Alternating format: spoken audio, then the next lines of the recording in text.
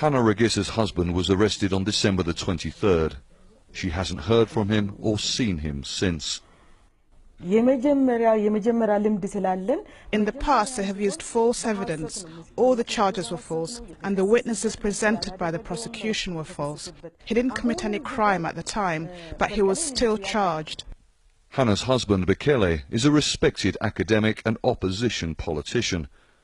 After 3 years, 7 months behind bars, he was freed from jail last year.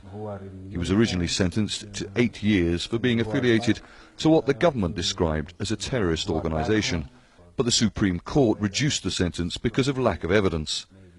He supported the recent protest by members of the Oromo people, Ethiopia's largest ethnic group, and Aljazeera spoke to him around 2 weeks before his arrest. The way the government handled is, was very in an irresponsible way. The protests were sparked by a government plan to develop areas in the Oromia region outside the capital, Addis Ababa. The Oromos say the so-called Addis Ababa Integrated Development Plan is unconstitutional because it ignores a federal system that gives each region a degree of self-rule. They say the plan is nothing more than a government land grab. The Oromo have for many years accused the government of ignoring their political and economic rights. The protests represent one of the biggest crises the ruling party has had to face since coming to power 25 years ago. Now, the organisation Human Rights Watch says at least 140 people have been killed and many more arrested and detained.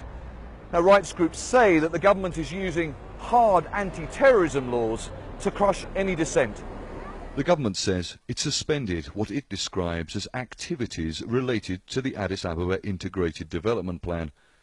It blames the violence on elements with connections to what it describes as a terrorist organisation.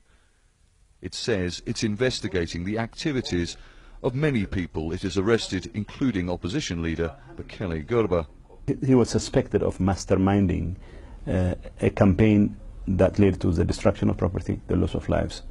And of course, his case is being investigated by the police. Hannah has repeatedly asked the police for news of her husband. But she, like many other Oromo families with loved ones behind bars, have no choice but to wait. Charles Strafford, Aljazeera, Addis Ababa.